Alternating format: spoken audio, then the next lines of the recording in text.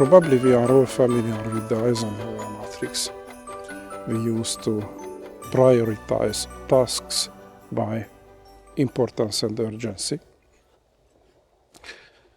Maybe a better tool to prioritize projects is a matrix categorizing projects or project ideas by importance and the effort needed to carry out to execute the project. We can use the matrix about the same way.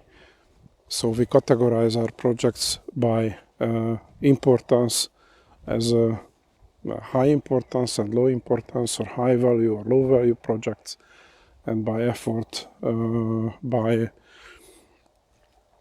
project requiring low effort or small effort and high effort, which also means that they need more resources and more time, probably. The concept is also useful for personal projects or personal decisions. For example, if you want to decide what should you learn next, then you can think of learning opportunities categorized by importance or value and the effort or the time to need to learn that skill.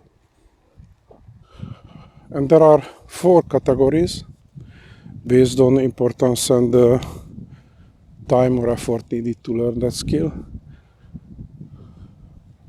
The first is high value and low effort skills or learning opportunities. These are the quick wins. The high value and high effort learning opportunities are investments for the future. If you want to be realistic, usually if something is really valuable, if something is really important, then it takes a little more effort. So when you speak about high value and low effort opportunities, those are usually something like skills that are less important themselves, but there is a good temporary opportunity to use those skills if you can learn them quickly. So usually the really valuable, really important skills take a little more effort to learn. So probably the best options, if you have the time you need, are in this quadrant, this high value and high effort quadrant. The most valuable options, but maybe this is not the most efficient if you consider that they need more time. I just want to say that don't expect finding many opportunities that require little effort and has a high value. They are possible, but these opportunities are often temporary. And of course, if it is little effort for you, it is little effort for everyone else. So probably you will get competition down the road. Now the third quadrant is low value and high effort skills, or low value and high effort learning opportunities. These are really, you should avoid them unless you can't. So these are not the good options. And the fourth category is low value and low effort skills or learning opportunities. These are good for filling the gap. So if you have some time to learn and you have nothing better to do, then you can still spend your time in a somewhat useful way. So getting back to projects, the categories are about the same. So projects of really high value usually take more effort there are some opportunities, some temporary opportunities when you can find quick wins. These are usually important and valuable in a different way. I mean, not in themselves, but they are just coming handy in a particular situation. But these are most of them temporary opportunities. So the third quadrant is again low value and high effort. You don't want to do these projects unless you must. This is an interesting category, by the way, because sometimes you must do them because in fact they are important. In fact they are valuable, just nobody likes them. So these are typical household projects, I used to say, that you cannot really do business without them. You cannot really do other more fancy projects without them, because these are your fundamentals, these are the systems you need to carry out your business. But these are not the fancy projects everyone is excited about. So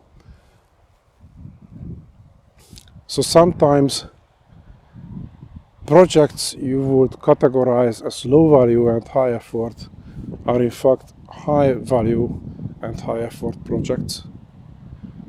But they are just not the projects we like.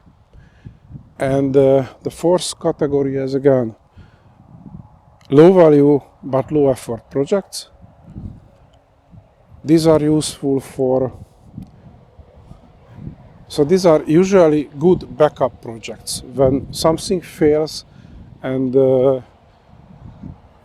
you freed up resources and you have not expected to have resources available in that short period of time, it is good to have projects you can do quickly and have some use, even if they are not that important and not that valuable. But you can use your spare resources, you can use your unexpected opportunities, unexpected free resources to do something useful for the organization. So basically that's about it.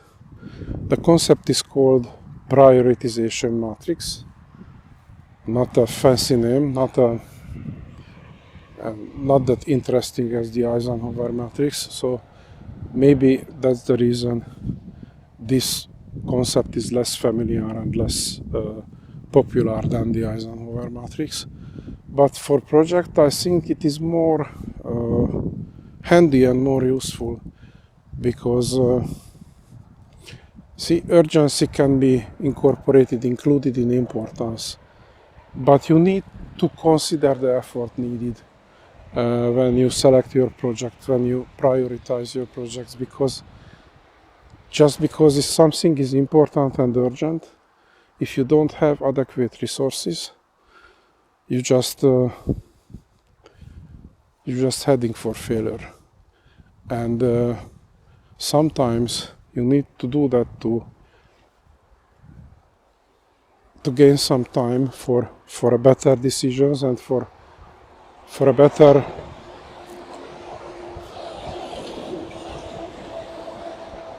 next try. But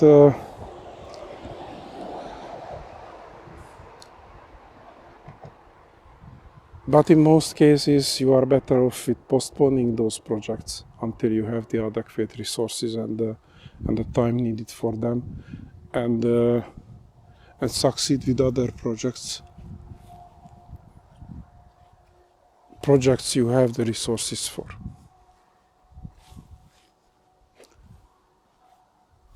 So basically that's the prioritization matrix and the use of prioritization matrix.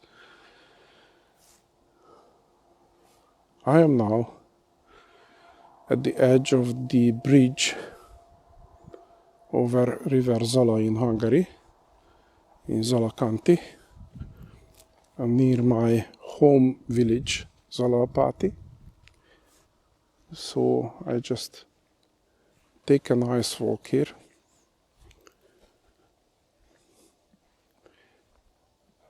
It is really warm and sunny for a December day. It is mid-December.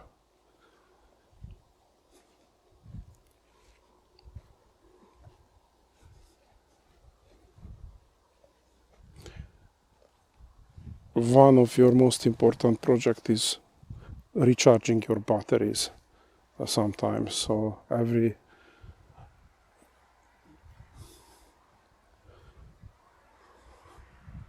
now and then you need to spend some time recharging your batteries.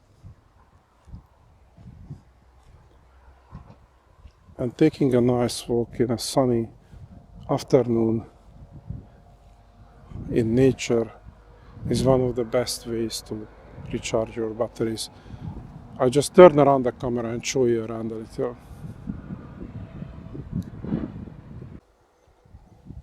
So that is River Zola.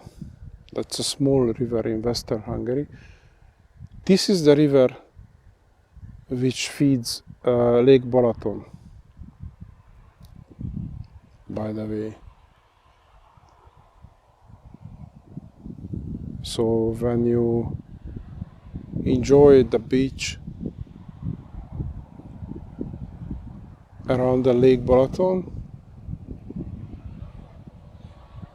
usually you swim in the water carried by Zala into the lake.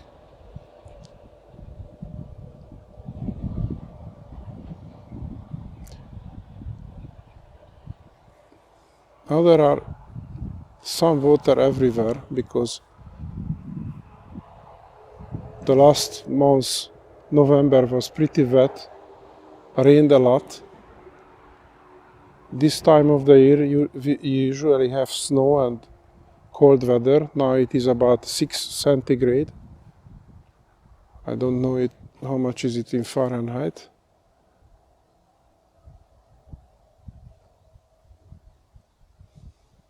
As you can see, it's pretty warm.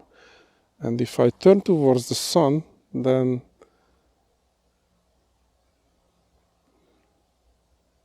the recording gets dark, but it's sunny out here. It's just the camera adjusts exposure.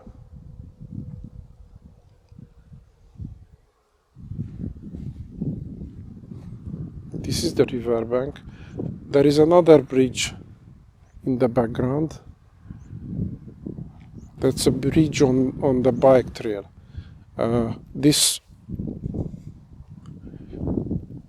The bank of the river, the dam of the river is also serve as a bike trail.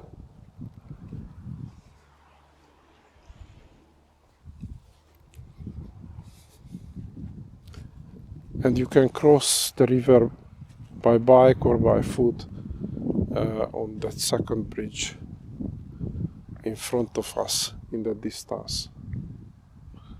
I don't know if it is visible. I cannot really see it on the small screen of my camera, but I guess it should be visible even on a phone. Just my screen now is a lot smaller.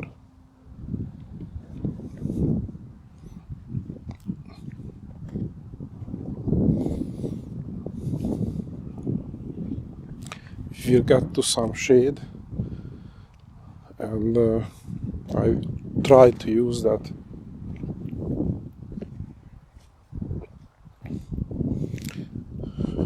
to improve the exposure. It doesn't really help.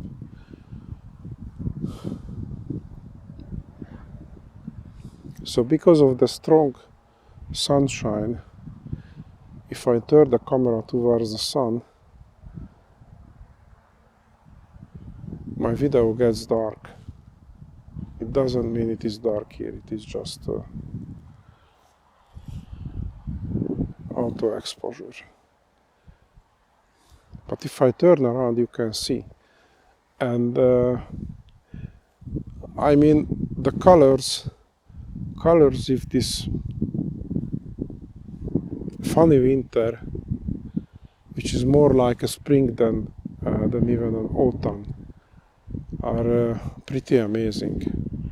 So I mean, what you see on the video,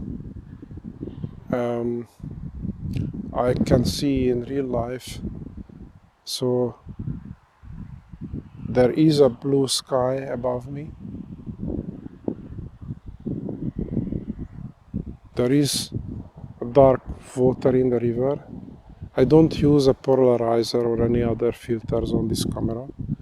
Maybe it improves the colors a little bit, but not much. You can see harsh greens.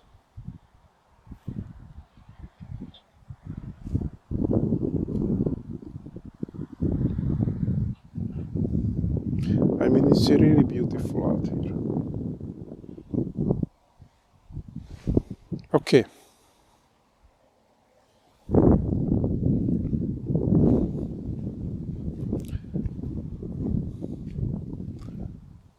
I will enjoy my walk.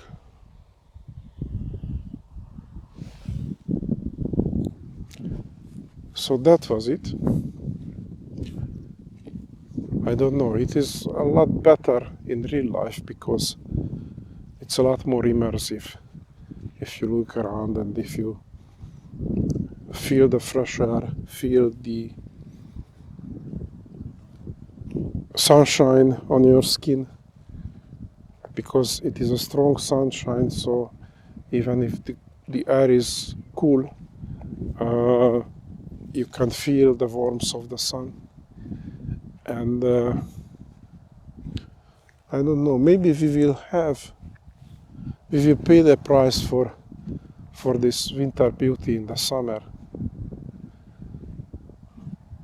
I think we will have a really hot summer. I mean, I usually like hot summers, but maybe it will be too hot.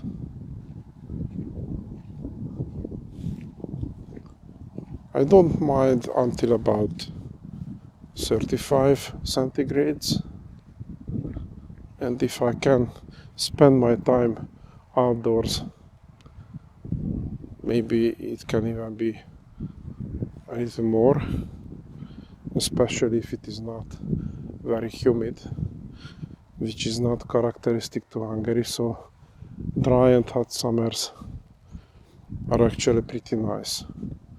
I mean, for me, for having a good time. For agriculture, maybe they are not that